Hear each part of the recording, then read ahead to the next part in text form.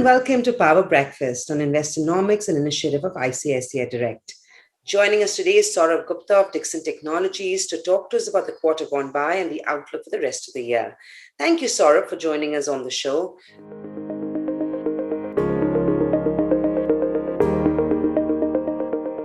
Saurabh, let's quickly wrap out of your earnings first. It was a COVID-impacted quarter. How did it go, and are we finally seeing some green shoots, business coming back to normal? Yeah, thank you, Samina, for having me. Thank you for this interaction. Yeah, quarter one, of course, was challenging because of the second wave. The lockdown started to happen with further degrowth happened in May. So June, the market started to open up. The recovery started in June. July, we are seeing that the order book has gone back to almost 75-80% utilization levels. And now in August, we are seeing a further increase in the order book. And going forward, before the festive season, clearly there is an increase in order book across all the verticals. So the order book is very healthy, and we are hoping for a good festive season. Fingers crossed on that one, Saurabh. Margins obviously have been under pressure. The commodity super cycle is not showing any signs of easing. How is this impacting margins? And were you able to pass some of the cost on to across products? So, and how are you going to be playing this out, given that there is no sign of easing, like I said? Yeah, absolutely. That is a single biggest challenge that we are facing today. There are significant supply side constraints, not only on the shortage of components, but also the prices of components have significantly shot up. And it started happening somewhere around November 2020. And it has been going up significantly. So all our input costs, commodity costs have been going up. In 75-80% of the revenues that we do, which is a prescriptive base, it gets immediately passed on. So there is no impact. But yeah, in 20% of a business, which is our own design solution business, which is lighting and washing machine, which is the ODM business, there is definitely an impact on the margins. We have been able to pass it on, but yeah, what has been happening is that there is lag in passing on the pricing, and lag is generally a month. So though we have been able to pass it on significantly, but yeah, if the situation is that if it continues to go up, then it will continue to have impact on margins. And but lately, I see, Samina, that in consumer electronics and mobiles, which is my prescriptive business, the component side is now the situation is much better. It is kind of softened. It is better as far as the component availability is concerned. But in lighting, yes, there are shortage of some low-end semiconductors which we use, and the situation is tougher there. And similarly, we are seeing the same on IT hardware products. So we have recently got an approval under IT hardware products for laptops and tablets. So clearly, overall, it's a challenging situation. I see that it should take 2-3 quarters more for this situation to stabilize. Because if you look at the whole semiconductor industry, it is a high capex investment, and generally it takes time for the capacities to come in. So my sense is the normalcy should return maybe in the next 2-3 quarters. We are also cautiously hopeful that it should return in the next 2-3 quarters.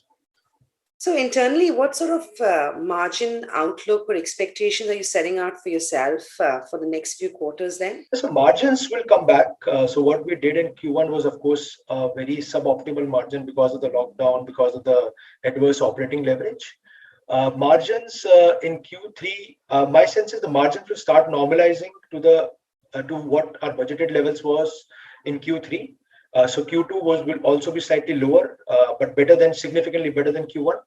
Overall, I see the margins for this year should be in the range of 3.6 to 3.7% because, of course, shortage of components, bad first quarter. And the next year, the margins can go to almost 4 to 4.2%. Right. Also, I want to talk to you about your revenue uptick that we saw last year, right? Operations right now, how is that looking? Like you indicated, the COVID situation is improving. You've got an upcoming festive season. There's also inherently an improvement in your sales mix, right? So what sort of revenue targets are you working with? Can we expect an uptick like last year? So, Samira, if you look at last 3 years since we got listed, we have grown 3x. So we were 6,400 crores in FY 2021. And my sense is the kind of order book that we're looking for this financial year, and also the new businesses that we have got into, we should close this year by around somewhere between 11 to 12,000 crore revenues. and we should triple our revenues. So basically, we should be 3x in our revenues in the next 2 to 3 years. Right. I want to talk to you about the export market as well, because I do understand that your order book is improving substantially internationally, right? Yeah, in certain categories, we will not only serve the domestic markets where we are already the largest in certain categories, but in categories like LED bulb and going forward in washing machine and mobile phones, we clearly see that we have acquired the global competitiveness now to serve the global markets as well. So in LED bulbs, clearly we are among the top 4 companies in the world, and our main SKU, which is the LED bulbs, we clearly have that product portfolio, cost competitiveness start serving the global markets. So presently, I would say a lot of safety and technical audits are going on with some of the big global retailers. And I see that maybe from next financial year, of course, we'll have some export orders from Q3, Q4 this year. But yeah, it can become a good opportunity for us because it's a big addressable opportunity. It's an 8 billion global market on LED bulb side, and we are just 175 million. So even if 5 to 8% of that moves to India, we are talking about doubling our revenues from where we are. And clearly, we have the scale and cost structures right now to address the global market. As far as the mobile business is concerned, again, we have just started exporting for our anchor customer, Motorola. And the order book for them looks very healthy. And a significant portion of their order book would be for export markets. So almost 65-70% of their order book will be for export markets. Third category, which I see in the next few years, would be washing machine. So again, that category will also have some global play. So between these 3 categories, clearly I see Dixon playing a big role on serving the global markets.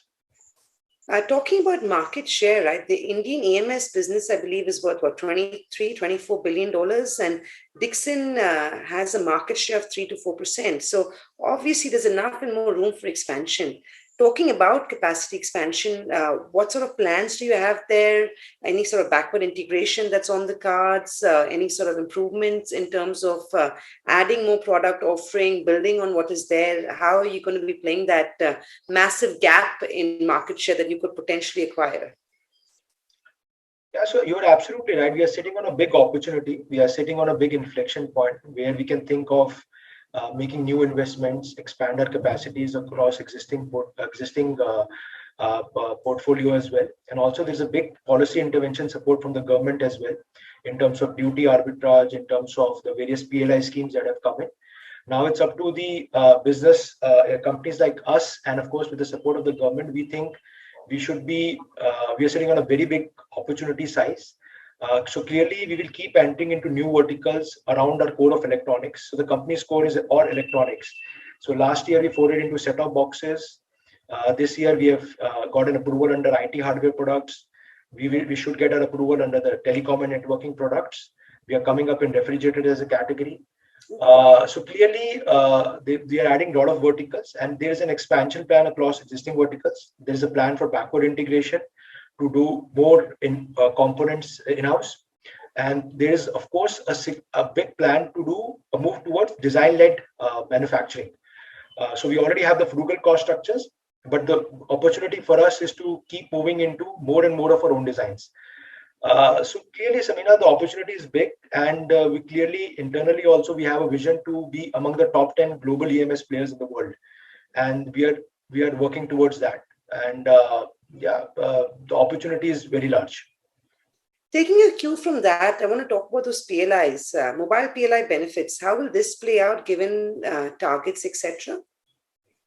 So this will play out very well for us. We have already closed agreements with 2 customers, Motorola and Nokia, which will, of course, and Motorola will be majorly for export markets. Yeah. So we think that whatever are the maximum revenues which have been defined under the PLI, we should be able to achieve those revenues. So starting this year, we should be doing somewhere around 3,500 crores only from mobile PLI, which will be a significant jump from 500 crores last year, 600 to 700 crores last year. And going forward, it will keep increasing by 20-25%. So clearly, that is the single largest opportunity. And of course, I see that in India, with the scale coming in, the component ecosystem will also get evolved. And a lot of components on the mobile side, like vibrator motors, camera modules, mechanicals, will get done will be done in India, and of course Dixon will also play a part in some of those components. What about PLI for tablets and laptops? Where do things stand there, Saurabh? Yeah, so that we recently got an approval. We have been approved. Our factories have been audited and approved, and we've already signed an MOU with among the top 5-6 global brands now for manufacturing for them. So we are presently working out the numbers on the revenues, working out the cost structures, working out our infrastructure, and clearly in the next by Q3 or by beginning of Q4, we should start a production for laptops and tablets as well. And also in that PLI, there is certain value addition norms on components which one should meet to avail those incentives, which also we will be working on along with the partners to avail the same. And give me a sense of what sort of revenue targets there are going to be, right? So if your production is going to start next quarter, when will things be up and running? Q4? That will be Q4. So this year, of course, we'll have only 3 to 4 months of operations. Exactly. But the way I look at it, Samina, that the ceiling revenues, which has been defined under the PLI, is around 4,900 crores over a period of 4 years, starting this financial year.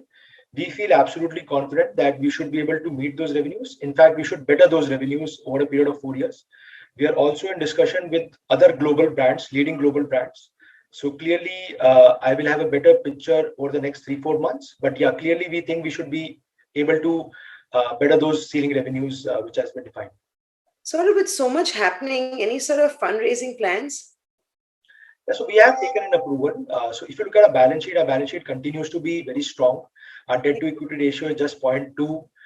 We had just had a very small net debt of 75 to 80 odd crores. And clearly, my working capital intensity is low. It is between 0 to 3 days. So there is enough cushion in the balance sheet to raise debt and fund our capex and fund it from the internal accruals as well. But having said that, we have taken an internal approval, board approval for 500 crore QIP, and that will of course get approved by the shareholders in our AGM in September. So we have that provision. So in case, if required, we can raise money from the market as well. Right. How is you or the industry dealing with the shortage around semiconductors? Now, of course, with demand in auto also picking up, this is only going to get worse in the next few quarters. Will this be impacting your business? What are steps that you're taking internally to manage this? So definitely it is impacting. It is really impacting our overall business. It's the biggest challenge that we are facing right now. But my sense is this also differs from vertical to vertical. So in consumer electronics and lately in mobiles also, which was the case earlier, I think so the component shortage is now kind of settling down. And also since we work with a lot of big clients like MI, Samsung and all, so clearly they have a big clout in the market and they source the components for us. But yeah, in lighting, we are facing a bigger challenge because we need a lot of low-end semiconductors. So that's definitely a challenge there on the lighting side. And I clearly see a challenge on the IT hardware products as well. So these are the two verticals I see a challenge. But apart from that, overall, yes, it is a challenge and it should take a couple of quarters for it to stabilize. I think we are short of time, but thank you very much, Saurabh. It's always a pleasure to talk to you. Good luck with business going on and speak soon. Thank you, Samina. Thanks a lot. Thank you.